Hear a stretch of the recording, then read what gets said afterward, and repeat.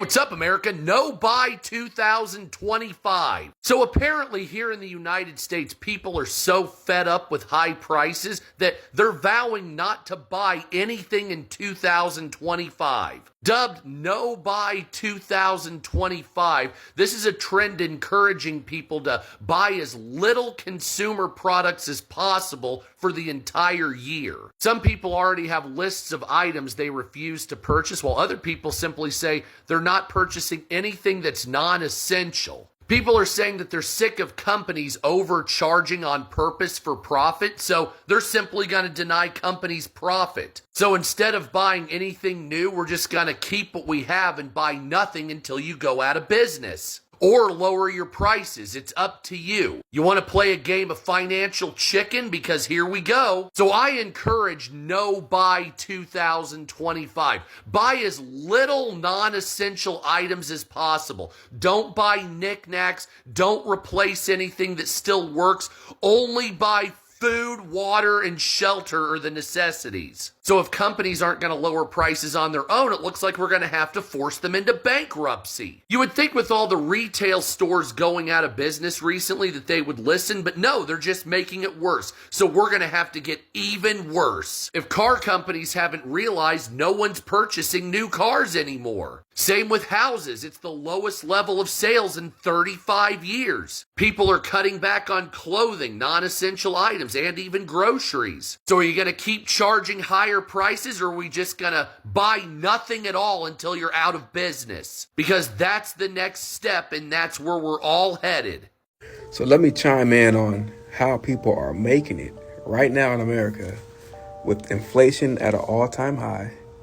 People that are making $35 an hour, $40 an hour are still broke. So you wonder, am I the only one feeling this? I know you guys are driving around in your city, seeing people still at the grocery stores, still in the fast food lines, still acting as everything is normal. But there's one thing that, if you haven't noticed, people are not using their money to survive right now.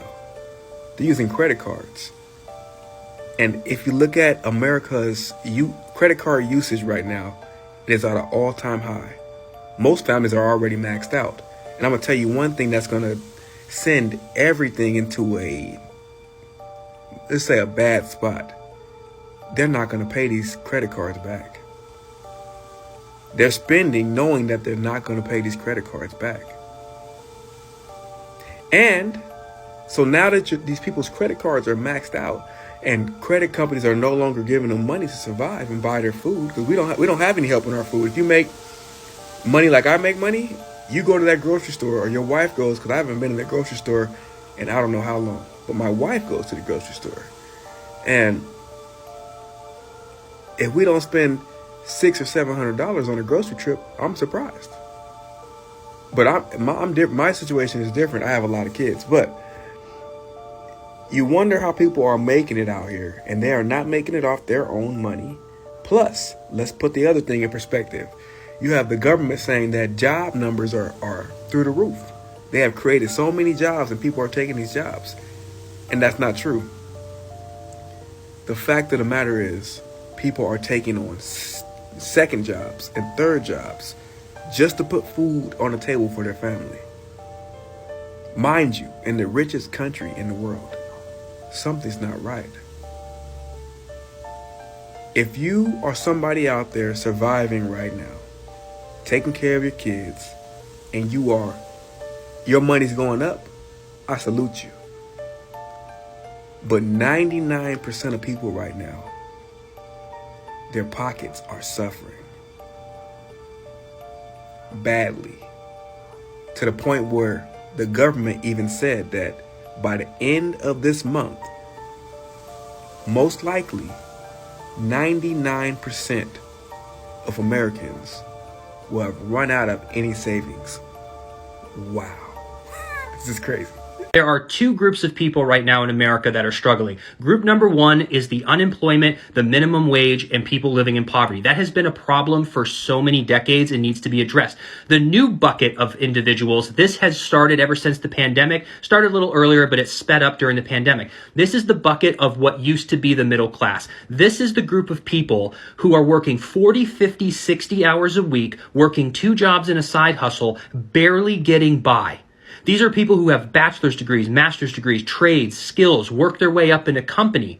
So when we hear the boomers saying that you need to work harder, you're entitled and lazy, that is why that second group of people are getting so offended, because they're doing everything that they can. And they're not working a second job so they can save up for a house or go on vacation or buy their children stuff. They are working a second job just to keep the lights on, just to have a few extra $100 in an emergency fund. So that second group of people are now speaking up, and both groups need help. And that's why we need to come together and address the cost of living and cost of housing. Because if we let this go another 5 to 7 years, we're going to see a huge gap in wealth. In today's economy, do you think a couple that brings home $100,000 is enough to support a small family of like 3 to 4 people? I asked this because I made a post yesterday about how Americans are really struggling, and it was really sad and eye-opening to me to see the amount of people who said, I make 6 figures now, yet we're still struggling. And I don't mean is it enough to buy like luxuries. I just mean, is $100,000 enough to live comfortably without having to live paycheck to paycheck? I remember like 12 years ago, my mom told me about this couple I knew who were making like a combined salary of $110,000. And at that point in my life, 20s, I'm thinking, what a dream, what a goal it was for me to be able to say one day that my husband and I were making like $110,000. And now here I am in 2023, and I'm like, it's not the dream life anymore. Like if someone would have told me my husband and I would be making what we're making and still having to cut back on necessities, I would have been like, you have to be kidding me. Like we didn't even go on a vacation this year because the last thing I'm going to do is put a vacation on a credit card, but we didn't have extra money to bring our kids on a vacation, and we both have good jobs. So if you think $100,000 is enough, I'm curious, what's your location? Do you not have children? Like why do you think it's enough? Because I'm telling you from yesterday's post on here, the comments say different, and the comments say that a majority of Americans are really, really struggling, and I mean hardworking Americans. So something that's keeping a lot of us awake at night. There's a heaviness in the air. I don't know if many feel it, but I do feel it. It's a collectiveness of anxiety about where we're heading as a nation. And no, you're not alone in feeling it. If you do feel it, this uncertainty is about the next 4 years. It runs deep through every community, any zip code you're in. So I'm watching friends who once felt secure now checking their bank accounts more frequently along with their 401k with growing anxiety. I'm seeing young families moving back in with parents because they can't afford both the rent and child care. I'm witnessing seniors choosing which medications to skip from month to month because their Social Security just doesn't stretch far enough, especially for those that didn't plan for retirement with, say, a pension or a 401k or IRA. So the reality is painfully clear. Some businesses that survived COVID are now closing under inflation's weights. Parents are working multiple jobs just to keep the light on and to feed their families. College graduates are drowning literally in debt with no relief in sight. Medical bills are forcing people to choose between health and home. The American dream, to me, it feels like it's been auctioned off to the highest bidder. That's the best way I can explain it. That's how I feel about it. So what worries me the most isn't just today's struggle. It's the domino effect we're watching unfold throughout the nation.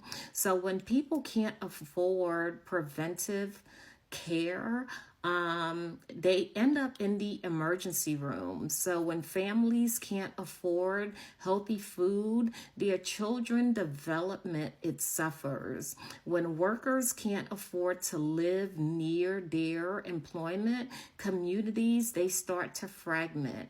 And when young people can't afford to start families, our whole society, it starts to shift. So when seniors can't afford to retire, it impacts jobs for other younger generations that could actually be stepping into those roles. So the middle class isn't just shrinking, it's being squeezed from every direction, I've noticed. So to those of us who are managing right now, that live with this constant knot within our stomachs, knowing that we might be one medical emergency, one job loss, one market crash away from financial disaster, I think a lot of us are there with you.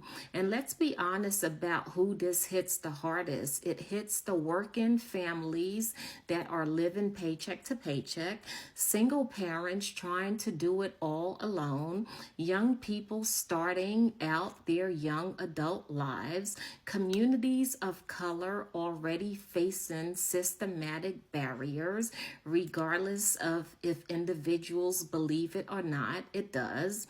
Rural areas watching their towns slowly disappear, and elderly Americans on fixed incomes. It's impacting the nation. So this isn't about a political parties or pointing fingers at people. This is about real people, our neighbors, our families, our communities, trying to hold on to hope while watching the cost of everything rise except the wages. So we need more than promises and band-aid solutions. We need leadership that understands that every policy decision affects real families trying to make it through another month. We need solutions that think beyond the next election cycle and actually address the root causes of these struggles that the American individuals are struggling with day to day, week to week, month to month, year over year. Because right now, the American dream isn't just deferred for many, it feels like it's being dismantled piece by piece. And until we start having honest conversations about where we're heading and what we're going to do about it, that uncertainty will keep growing, touching more lives, creating more sleepless nights for many individuals. So this is our reality. I feel the question is what are we going to do about it as a society? I just don't know at this time. I'm praying that all goes well for all of us, regardless of what zip code you're in, what class you're in. But ultimately, I think something needs to happen to where this heavy feel of unsureness for the next 4 years is addressed. Ultimately, I don't know if this resonates with anybody, but for many in my circle, it definitely resonates with them. And if you have any commentary below as to how you're navigating through these difficult times, definitely please share. Or if you have any comments at all, share it. That way we can discuss them. But yeah, it's tough out there in the world. You know, when you take a look at groceries, like I remember a time where I could buy a lot of groceries with a certain amount of money, and I won't say the budget, But nowadays, that same budget doesn't bring home the same amount of food that it would bring. So, something has to give, and something has to change for the American people. So I will digress there ultimately. All right, y'all. Guys, so do you realize that there is a mass exodus right now from Europe, United Kingdom, and from the US of immigrants and migrants? Because a lot of the information that you're getting is that there's a migrant crisis of people going into the country. The funny thing is that there is a lot of people who were of African descent and of other, whether other ethnicities who were born in the UK, for example, or born in America, for example, who are desperately trying to get out because of the ridiculous cost of living, the ridiculous expenses. We're not even going to talk about the racial issues and so on and so forth, but really just the cost of living, the fact that it's so expensive to exist in these countries like England, to buy a house, to pay your rent, to eat, groceries. Like I went to America recently, guys, and the cost of going to the grocery store in the US is insane. I could not believe how much money I was spending just to buy food. And I was thinking that, if you're not making a decent amount of money, you will be struggling in America. Let alone England. Like now, I think, what do they say? That the average wage in the UK now is like, what, 30,000? To buy a house is what, 500,000? 250K? On the low end. Guys, listen, you can't survive anymore. You can't. I actually really believe, like with all the stuff that is going on with the Sahel Alliance and everything that is happening with a lot of these African countries trying to build themselves up and liberate themselves, Burkina Faso, Mali, Niger, doing that, Chad, Guinea, all of these sort of countries. This is when you should all be thinking about moving back to Africa. Or if you've never been to Africa, visiting Africa to check it out for the first time. You've got to really be thinking about that, guys. This is when you do it, especially if you actually have a pathway. If you already have heritage and a connection to Africa, this is when you should be thinking about that stuff. I've made a handbook and I've told people a lot about the handbook that I've got. That's actually part of why I did it, because a lot of guys in my following were like, listen, we need a guide. I've got a guide. You can click the link in my profile bio, the Back to Africa handbook. It's a guide for people who want to visit or repatriate. If you're already African, you don't even need the guidebook. Like if you're like me, like, I know Africa, like I go there, you don't need it.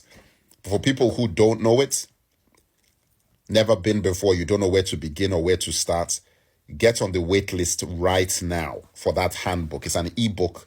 When I'm done, it's going straight to your inbox. It's up there for half price. If you get on the wait list, half. Because I'm telling you, you better start planning your exit strategy right now. Start planning your exit strategy right now. Do not hesitate. Do not hesitate. Because what we see coming on the horizon in terms of the economies of all these countries, especially now that Africa is waking up and actually withdrawing their resources from the likes of France, USA, UK, Germany. Get yourselves prepared. If you are of African descent, if you're black in America, UK, France, Germany, all of these sort of places, start looking at the move. Click the link in my profile, the Back to Africa handbook. Get on that wait list. If you are already African and you have family there, you know yourself, start making those plans. Because bloody hell, man. Like I'm looking at this place and I'm like, yeah, man, things are changing. 5 to 10 years from now. Raise your hand. What is it like living paycheck to paycheck? Who wants to? All right, let me get some hands back there. Be loud. We got a hand there. Okay, ma'am. Stressful. Stay on that issue, sir. You're not sure if you're going to be able to keep the heat on. Yes, ma'am. Trying to find a way to plan a meal until your next paycheck comes. Ma'am?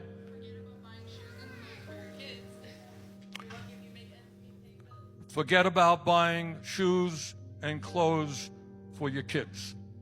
Ma'am? Skipping doctor's visits. Okay, I see a hand back there, sir. Yeah. Fear that your world is going to fall apart, sir. Am I getting glasses or am I getting it for my kid? Am I getting glasses or can I get them for my kids? Sir. Can't plan for the future. Hand back there, sir. Psychological warfare.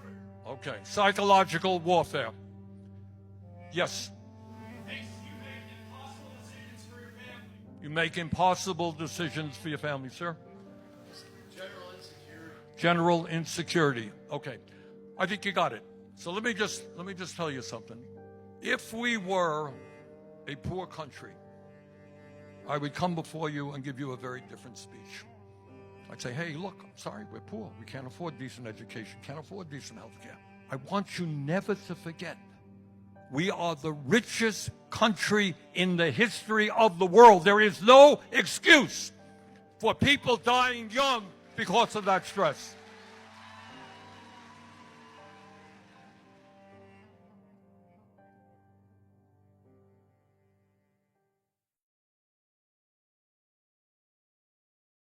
And I thought it was the UK that was on its arse.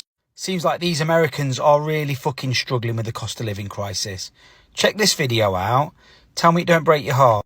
How can someone earning $80,000 a year be struggling to live? This is fucked. Made, and we are literally the brokest we've ever been. Brokest we've ever been. But I'm making the most money I ever had my entire life. My husband and I, between the two of us, gross, make like over $80,000 a year. And if you told me a few years ago that $80,000 a year was not going to be enough for a family of four. I make more than what I made back in 2015. But I am still literally living paycheck to paycheck. I have to work 60 hours a week and make $80,000 a year to make ends meet. That's insane. I can't even begin to wrap my head around it. Financially, I don't understand anymore. I don't understand how I make $34 an hour and I can't function. I can't function. I can't pay my bills. America is going to be the poorest country in the world starting now. You're going to see the biggest crashes happening right now. So that's good for me because the price of gold and silver go up. That's interesting because most people in India until the last decade have been migrating to the US, thinking that that is where is the land of opportunity to pursue the great American dream. But over the last 2 years, we've seen an increasing number of people coming back in droves back to India because that's where they're seeing the opportunity. Is it just me, or are you also sensing a whiff of rebellion? A potential for revolution in the air? I'm getting this sense. People are getting angrier, not just here in the UK, but across Europe. People are getting to the point where they really can't take any more. And this is particularly clear when it comes to taxation. And as we're coming up to April, we know that there's going to be even more taxation and higher bills coming up in April. And I'm sensing mutiny, honestly. I'm talking to people across the spectrum who are getting angrier and angrier. And I know people, decent, hardworking people, who are now refusing to pay their tax. They're refusing to pay council tax, they're refusing to pay income tax. And they're doing it on a legal basis. They're actually in conversation with their council and with HMRC, explaining why they are not going to be paying them, why they are illegal as far as they're concerned, and that they're just not going to be doing it. And there are more and more people doing this. Now, I pay my taxes, I believe in taxation, but there comes a point where normal, decent, ordinary people think, what's the point of this? I'm being taxed to the point where it is pointless working. So more and more, I mean, thousands and thousands of rich people are leaving the country because of taxation. Loads of other people are just stopping work completely. They're just either taking early retirement or just not working because they say, what's the point? And when you get to that sort of stage and it's not stopping and in fact it's getting worse, something has to give, really something has to give. And I'm just getting this sense that there's a lot of anger and something is going to give. I don't know, what do you think? Is this just me making stuff up? Am I seeing things wrongly? Or are you getting this sense as well? Tell me in the comments. This is why I feel like the cost of living has never been as bad as it is right now. Because it used to be when the cost of living was high, it was for the things that you need in life. Food, gas, shelter, etc. All those things cost a lot of money. Right now, all of those things still cost a lot of money. And also, I feel like it's just expensive to just be alive. Like, I feel like my life as soon as I wake up is literally just me putting down a credit card. And it's just a tab. And life is a bartender.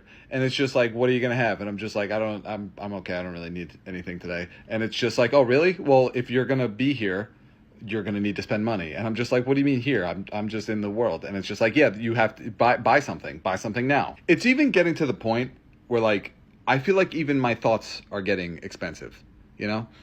Like I could just have the thought of like, my nose is a little stuffy. And then all of a sudden I open up my phone 10 minutes later and have 12 ads for like, oh, you have a pollen allergy and you got to buy these anti-pollen allergy pills or you're going to suffocate in your sleep. Sleep is the only place I still feel kind of safe. But even there, it's like I could have sleep problems for one night and then I wake up feeling kind of groggy and all of a sudden I'm getting targeted ads for melatonin gummies. It's like all of our necessities are still expensive, and then also just every increment of our life costs something. I'm going to say something that I never thought I would ever say or feel. I have hit the point that when I see a Harris Wall sign, it enrages me. And it's not because I'm super political. It's not even because I'm pro-life. It's because I have never watched my husband work so hard and us still have next to nothing.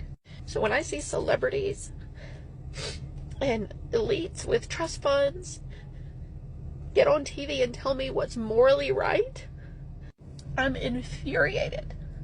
Because you tell me what's morally right about rationing bacon to your children. You tell me what's morally right about not being able to afford Christmas for your children. Despite your husband working, despite having a decent income. He makes 80 to 100 grand a year, and it's not enough. Especially considering 4 years ago, we were doing fantastic. We remodeled our kitchen. We paid off all our debt. My husband got a tractor to work on our farm. And now we can't pay for any of it. Under President Trump, my family was thriving. And for the last 4 years, we are having the life sucked out of us financially.